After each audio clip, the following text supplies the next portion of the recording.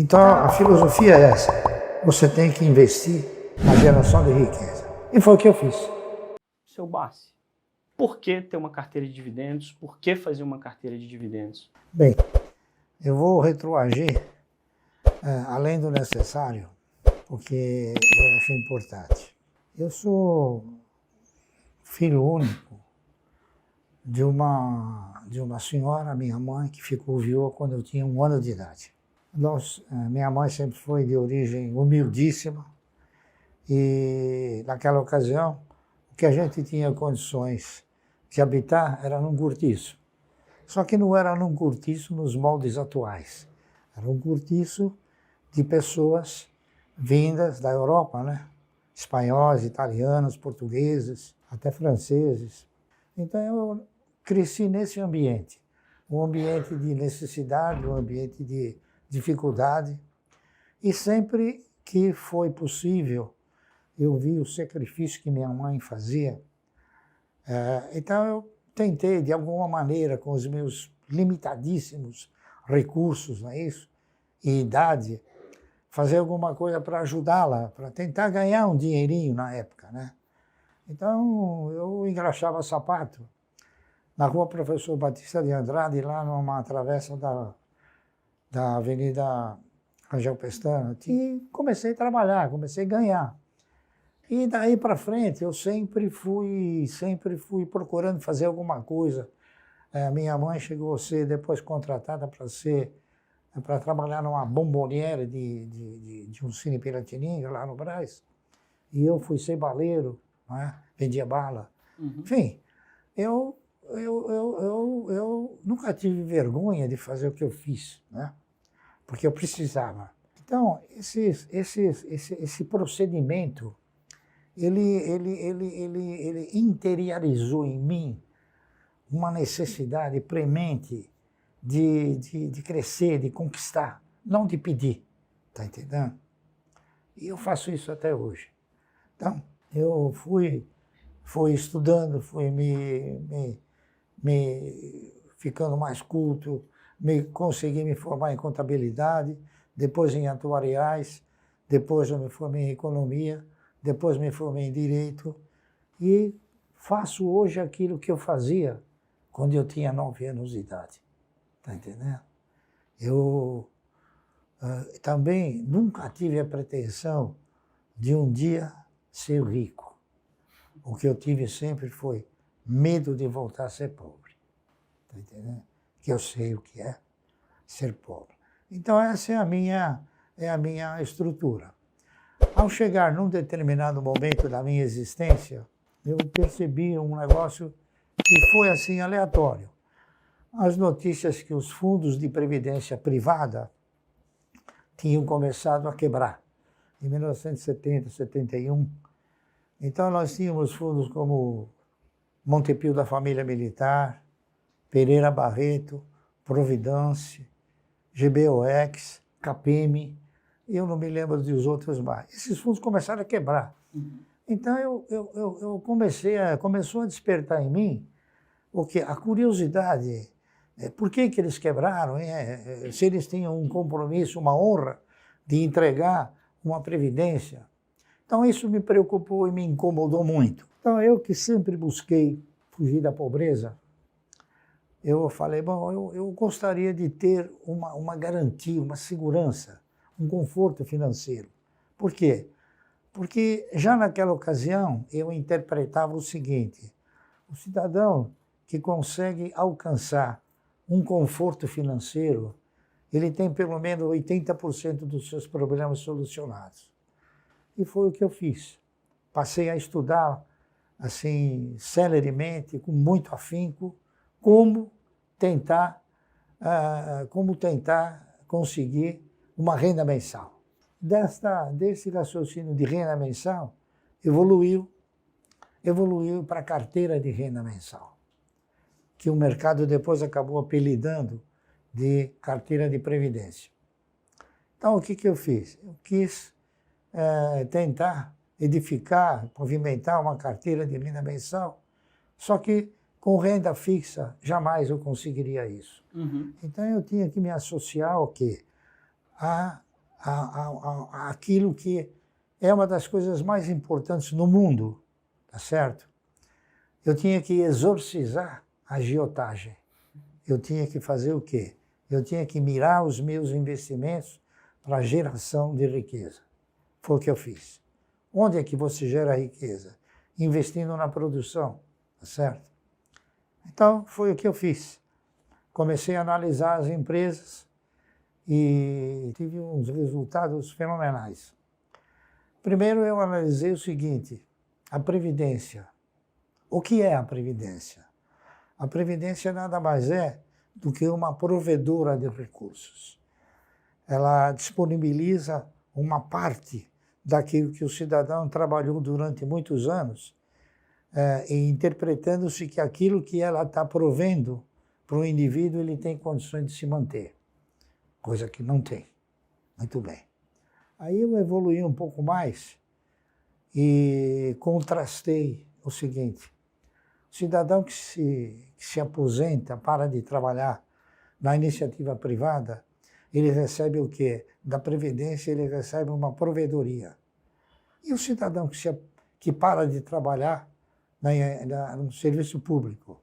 O serviço público ele não se aposenta, está correto? Ele continua ganhando salário. Então é uma diferença. Eu concluí o quê? Que a Previdência, além de ostentar a condição de provedora, ela ostenta a condição de empregadora. Está correto? Então eu achei que só como provedora quebrou, como empregadora vai quebrar mais rápido. Então o que eu fiz? Eu peguei e raciocinei e falei, bom, mesmo assim, o cidadão para se aposentar, ele precisa contribuir para alguma coisa ou para alguém durante 30 anos. Então, eu ainda investigando, raciocinando, tentando montar estratégia, perguntei para mim mesmo, por que eu não posso comprar ações durante 30 anos? Né? E essa resposta foi cada dia mais latente. Então, eu cheguei numa conclusão. Falei, bom, eu vou fazer um trabalho mirabolante na época. Se eu tenho que contribuir durante 30 anos para a Previdência, por que eu não compro 1.000 ações por mês durante 30 anos? Muitos falaram, você está visionário. Tudo bem, mas eu vou conviver com essa minha visão, porque eu estou pensando em investir na geração de riqueza e usar a renda fixa, porque a renda fixa, na minha concepção, você usa que é para não pôr dinheiro debaixo do colchão, tá certo? Sim. Então, a filosofia é essa, você tem que investir na geração de riqueza. E foi o que eu fiz. Para investir na geração de riqueza, você vai comprar o quê? Você vai comprar projetos, você vai analisar projetos de empresas que tenham, assim, estruturas futuristas, empresas que tenham perenidade na economia, empresas que consigam manter uma sustentabilidade dessa perenidade na economia e que possam, evidentemente, gerar riqueza, fazer essa riqueza circular e distribuir essa riqueza. Foi o que eu pensei. E foi o que eu fiz. Então, eu fiz uma análise muito criteriosa das ações que talvez pudessem me retribuir através dessa carteira de renda mensal. A ação que resultou no melhor papel na época, em 1970, era a ação de uma empresa chamada Anderson Clayton. A Anderson Clayton era uma empresa do setor de alimentos industrializados, fazia Claybon, margarina, óleo, enfim. E ela custava 50 centavos. E ela pagava um dividendo de R$1. Então, o que acontecia? Com R$1, você comprava 2 ações da Anderson Clayton. Então, ao invés de você ganhar R$1, você ganhava 2. Só que eu fiz esse trabalho, propondo comprar 1.000 ações da Anderson Clayton durante 30 anos. E esse trabalho se chamava Ação e Alimento, 2 bases de desenvolvimento. Aí esse trabalho eu encaminhei para o doutor Guilherme de Jesus Falamina, que ele era o vice-presidente da Anderson Cleito, e ele mandou me chamar. Ô, Marcelo, você é um gênio. Eu falei, que gênio? Você fez uma coisa que nunca nem eu vi, não vi, experiência de mercado, não sei o quê. Só que ele falou o seguinte, ô Márcio, esse trabalho aqui não vai dar certo. Eu falei, por que, doutor Guilherme? Aí ele chegou para mim e disse assim, você sabe quem é o dono da Anderson Cleito? Eu falei, não. Ele falou, os donos da Anderson Cleito são duas velhinhas de 80 anos, elas são americanas, que elas herdaram.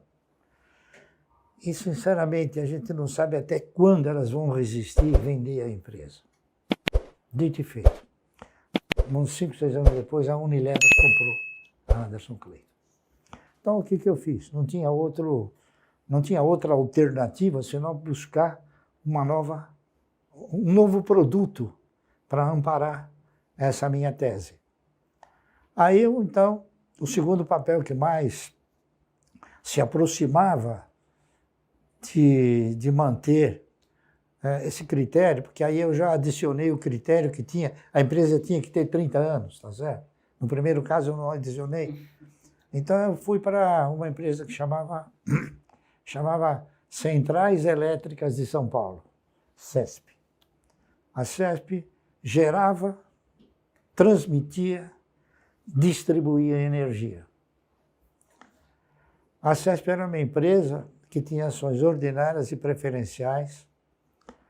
A CESP tinha no seu estatuto um dispositivo que obrigava a empresa a pagar um dividendo mínimo prioritário e obrigatório de 10% sobre o valor nominal 1, da época tinha valor nominal 1. Então eu achei interessantíssimo, porque naquela ocasião ainda era possível a cada ano as empresas corrigirem o seu ativo imobilizado, e com essa correção do ativo imobilizado, como a empresa tinha valor nominal, cada vez que ela aumentava o capital, ela era obrigada a aumentar a quantidade de ações. Projetei esse trabalho, fiz, né, elaborei, pus 1 por 1, 1000 ações por mês, como é que faz, como é que não faz, detalhei, pormenorizei. E como eu era um economista novo, etc., querendo sempre com aquela ideia de evoluir, eu me associei à Ordem dos Economistas. Então tinha um grande amigo, Vitor Davi, ainda é vivo. Ele era diretor da Ordem. E na Ordem tinha muitos economistas que trabalhavam na CESP. Uhum. Um deles, chamado Edgar Baron, eles viram o trabalho e falaram, Barça, eu vou levar esse trabalho lá para a CESP, que a CESP tinha aberto o capital, né? Sim. Aí levou o trabalho, então o professor Garcês, que tinha sido governador de São Paulo, mandou me chamar. Ele e o diretor financeiro, que era um tal de Moacir Teixeira, um cara inteligentíssimo. Cheguei lá, no salão, sou Barça, é o seguinte, a gente olhou esse trabalho aqui, nós vamos comprar esse trabalho. Falei, olha, sinceramente, eu não fiz o trabalho para vender. Eu fiz o trabalho porque é uma inspiração minha. Eu fiz o trabalho para mim e para tentar mostrar para os outros, para ver se realmente um dia ele vai funcionar, porque eu não sabia se ia funcionar, não é? Entendeu? Não, mas esse trabalho está ótimo, está não sei o quê, está projetivo, está, enfim. Nós vamos comprar o trabalho. Vou comprar. Eu falei, olha, para que o senhor quer o trabalho? Porque nós vamos mandar publicar. Eu falei, então, não precisa entregar nada. Aí ele falou, poxa, eu vou fazer o seguinte, eu vou mandar publicar e vou botar seu nome. A CESP nunca fez isso. Eu falei, oh, fico feliz, né? E ele fez o trabalho e botou no meu nome. Eu tinha esperança, mas não segurança, que uma carteira de renda mensal pudesse dar resultado, não é isso? Porque é difícil você prever, né, uma coisa tão importante, tão significativa da época, né? Hoje não, mas na época sim. Então eu fui pensando, que título que eu vou colocar nesse trabalho. Se eu tinha tanta confiança nos projetos, e você não compra projeto, é isso? Diretamente. Você compra projeto indiretamente. O que você compra são as ações. Então eu me permiti interpretar o seguinte: se eu tenho confiança que este projeto vai me proporcionar uma renda mensal, então eu vou colocar que essas ações vão garantir o meu futuro. Então eu coloquei ações garantem o futuro. Que já explica muita coisa, né? Que já dizia tudo de mim. É verdade. Tá entendendo? É verdade. Ações garantem o futuro. E foi. Comecei, fui elogiado. Na época, o presidente da Bolsa, ele me chamou e falou: pô, Barci, esse trabalho aqui é inédito, né? Gostei, muito bem, distribuiu. A CESP mandou fazer 5.000 livrinhos. Para distribuir. Distribuiu para os empresários. Todo mundo gostou na época. Uhum. Mas ninguém fez. Só eu. Tá entendendo?